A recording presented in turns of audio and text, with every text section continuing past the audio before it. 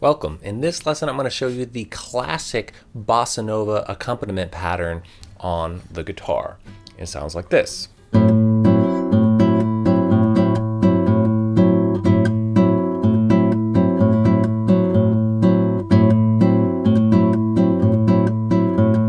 So we'll work on it in a couple chords, maybe on D major 7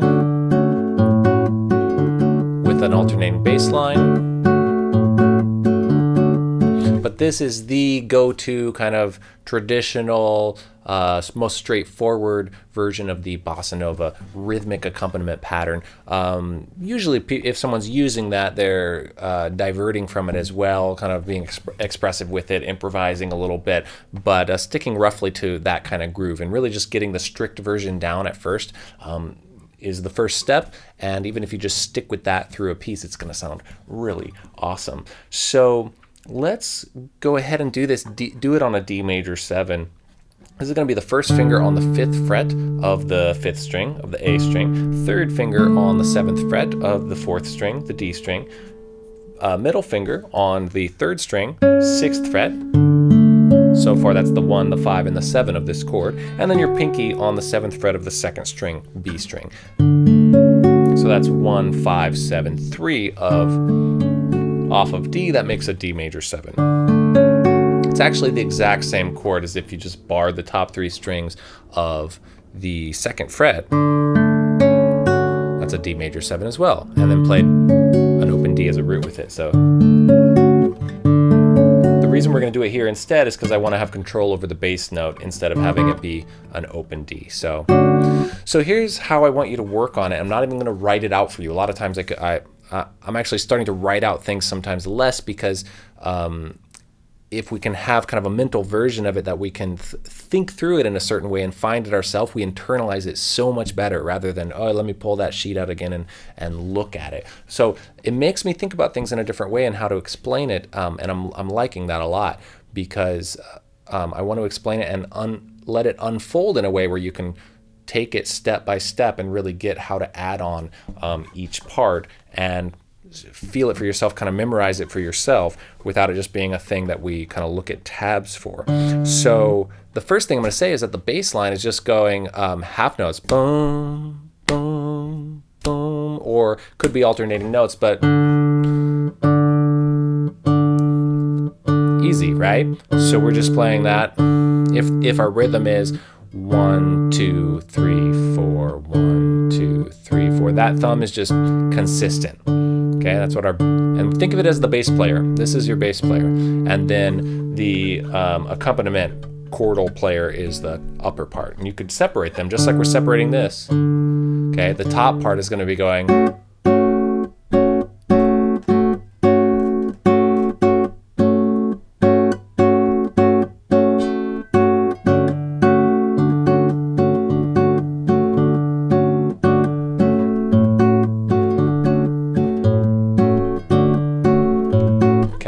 And I'll demonstrate also later with more chords so you can hear it through a chord progression and on a tune, on a bossa nova tune. But let's walk through exactly how to work on this rhythm. You can do it with any chord. If you want to do it with this chord, awesome. If you want to do it with just an open C chord, great. C major 7, you lift that first finger off. A minor, whatever you want to do. I'm going to teach it over here, but it's going to be thumb and then these 3 fingers, fingers I, M, and A, or index, middle, and ring. That's what we're going to be using, no pinky. So I'm using the middle 4 strings for this, and that might be nice to choose something for yourself too if you're not going to do this chord with me. But here we go. So all I want to do is have us be playing that bass line and then adding one of the upper chord elements at a time. So we really feel like we know exactly where that is in relationship to the bass. So we got the first one is just with it. So it's going to be the only time in this 2 measure rhythmic pattern where both the bass and the upper accompaniment notes are together. So we're going. So I want you to just do that. Okay, so we have 4 bass notes and then together, that's the beginning. This is 3, 4, 1, 2, 3, 4. All the notes, just the bass, just the bass. Easy enough, right? So this is 2 measures. 1, 2, 3, 4. easy enough, but I really want you to feel like, do the easy step, and then we're going to add on to it from there. So the next one is just an eighth note after that. Okay, easy enough also. And it already feels nice and bouncy. I kind of do a little bit of planting, kind of preparing the notes, so you get a kind of a rhythmic bounce. I'll come down on the notes to mute them and then pluck again. If you hear that stop, example of that. You don't have to do that, but I'll be doing that sometimes. Okay, so I want you to be able to play this and feel really good about that. Okay, so it's 1, 2, oh sorry, 1 and. Oh no, it is 2, sorry, because it depends on how you're counting it. But we're thinking of this as 1, 2, 3, 4, 1, 2, 3, 4, 1, 2, 3, 4, 1, 2.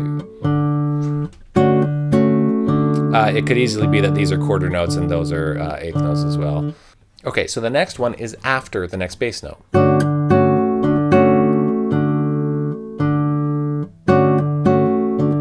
It already is unfolding and we feel like we're getting a good portion of the feel at this point. So it's just right after that. It might feel complex already at this point, but we know what we're doing. We've got these two together. Then you have another one on your second beat. 1, 2, 3, and. Okay, 1, 2, 3, and. 1, 2, 3, and. 4, 1, 2, 3, 4, 1, 2, 3, 4, 1, 2, 3, 4, 1, 2, 3. So it just bounces right off that. Okay, so I just want you to mimic that with me. Okay, so it bounces right off that bass note. The next one comes right before the next bass note. Okay, da da. It's an eighth note coming before the next bass note. Okay, it's already unfolding.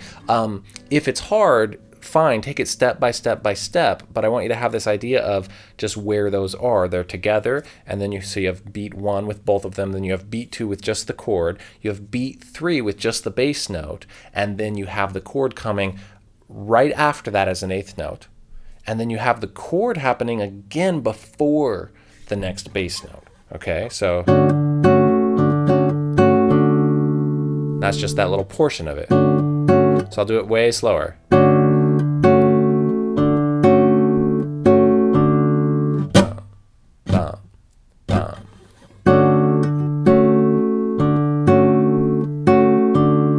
Okay, so a lot of offbeats. That's what makes this so syncopated. It makes it so groovy.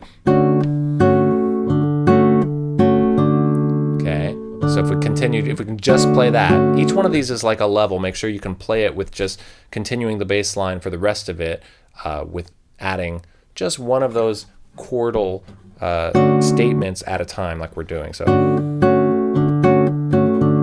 okay, so make sure you can do this.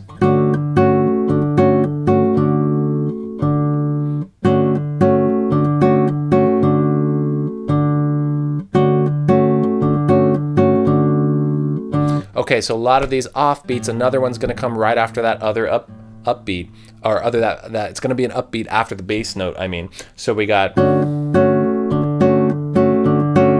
it's just a lot of these offbeats, these eighth notes that are the and of the beat. So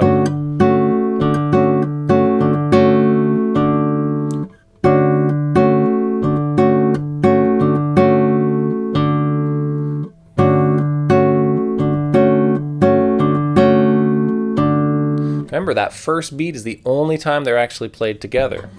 And I want you to puzzle over this, right? If it's hard to kind of figure out, the more you're struggling with kind of piecing it together by trying to follow what I'm doing and what I'm saying, and just sit and struggle with it for a bit, again, rather than just like looking at something and playing it, it makes us kind of identify, oh yeah, that's where that's supposed to be. It really helps with internalizing stuff.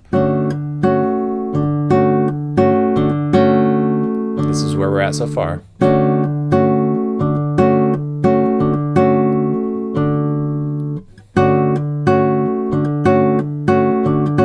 Okay, so it's playing all those upbeats. There's another upbeat after that. So we have the chords on a beat, and the rest of them are on these upbeats until the very last beat. Okay, so let's say it this way. Beat 1 and beat 2 of 2 measures have the chord. We already know the bass note is 1 3 1 3 each measure. Beat 1 and beat 3 of each measure. So the chord is on beat 1 and beat 2, and then it's on beat 4 of the last measure. Everything in between are just these upbeats, these offbeats, right? So if that's actually a challenge, part of it could be just the ability to rhythmically feel offbeats. And this is more about just, here's what the pattern is to try to work on it. If it's hard to feel those offbeats, just again, take it one step at a time and make sure you can feel that first one and keep it going and try to take them from there. You can always use a metronome that has an offbeat click with it. So you're hearing the main beat and the offbeat is a different sound, and then playing along with that. Okay, that's where we were. Here I'm going to add another one.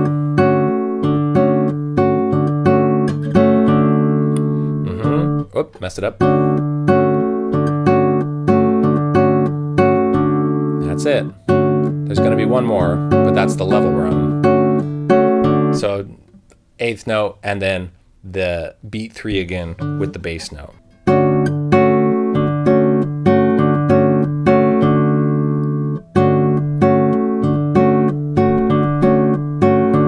Okay, the last one to add in is quite easy because it's just beat 4. It's the last actual beat, okay, with just the chord.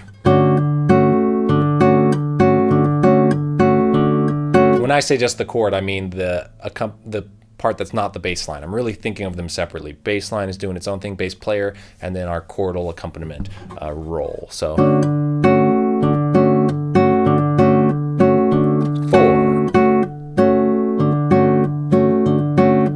bass chord. That's the very end of it, and then it starts over.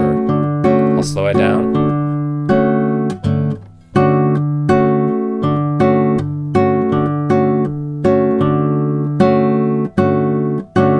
So, and sometimes, again, I'm muting at certain spots to make it more kind of rhythmic in certain ways. Mute. Mute. You don't have to do that, just pointing out that I'm doing that if you want that sound.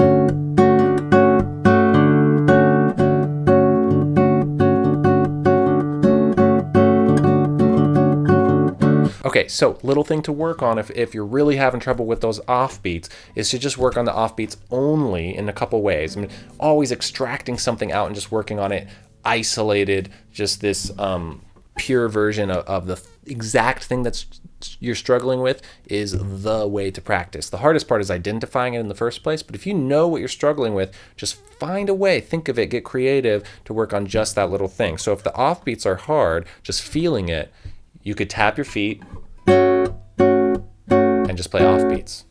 It's like a ska or like a reggae feel, right? 1, 2, 3, 4. And then you can add your bass in and try to play all the offbeats or just offbeats wherever. This is a great exercise for if you're struggling with those offbeats. 1 and 2 and 3 and 4 and 1 and 2 and 3 and 4 and that should clear it up if you're really feeling like those offbeats are the weird part. If you can feel that, then it's just a matter, if you can do that and feel comfortable with it, it's really just a matter of remembering where to place them and get used to it for the bossa nova pattern itself.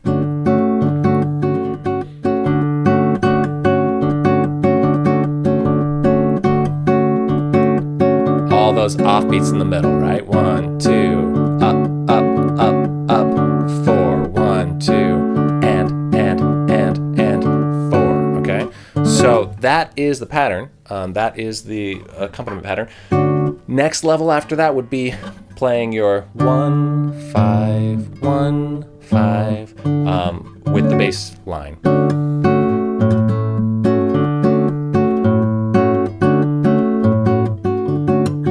sounds great without that too, especially if you're really moving through a chord progression. But if you're just playing on one chord, it's really good to work on getting used to that.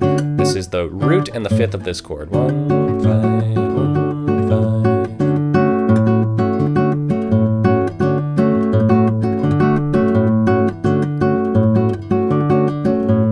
Okay, so let's hear it through some kind of chord progression. So I'm on D major 7. This is the first chord of the main melody section of the song Wave, which is a very popular bossa nova tune. Lots of great versions out there.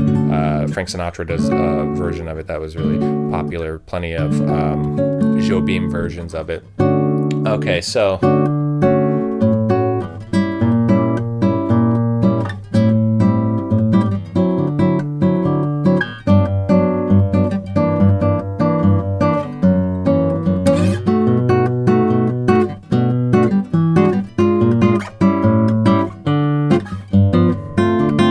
So this is the tune that starts off. Those are the exact voicings in the famous version, a couple of the versions. D minor 7, G7. It's basically D minor, G7. So that's not the feel yet, but then it goes into the song. Da, da, da, da, da, da, da, da.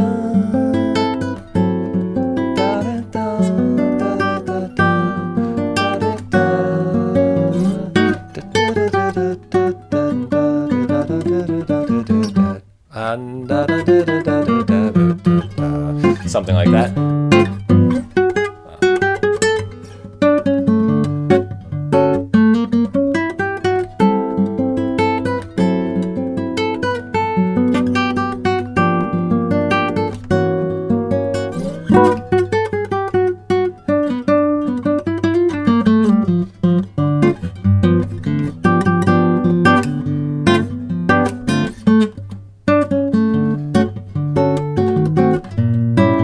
So if someone else is playing the melody or improvising or someone's singing or whatever, then I would just keep that groove going. Now notice I adapt it sometimes because if I switch to a new chord, I will play just the root instead of both the root, the bass line, and that chord above, just if it's convenient to or whatever. But it's nice to work on the strict version, but I'm used to kind of keeping the groove going and doing an adaptation of it.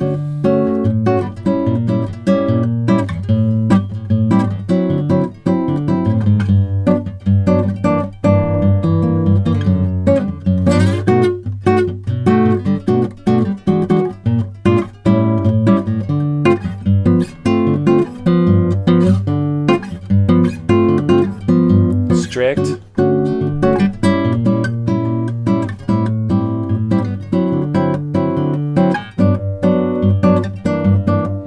So just wanted to give you an example on a real tune, on an actual tune, and play a little of the melody too, so you're maybe like, oh yeah, I recognize that. But I wanted to teach it to you first, so if that's just what you're looking for, you got that. But yeah, I hope you enjoy it. It's really a lovely style and rhythm to have in your playing, and such a huge amount of amazing, beautiful bossa nova songs out there. So to have a way to start to play them and approach them rhythmically, I think is really valuable and awesome to work on. They're very rich and dense and difficult tunes in a lot of ways too, so it gives us a challenge to work on in our practicing.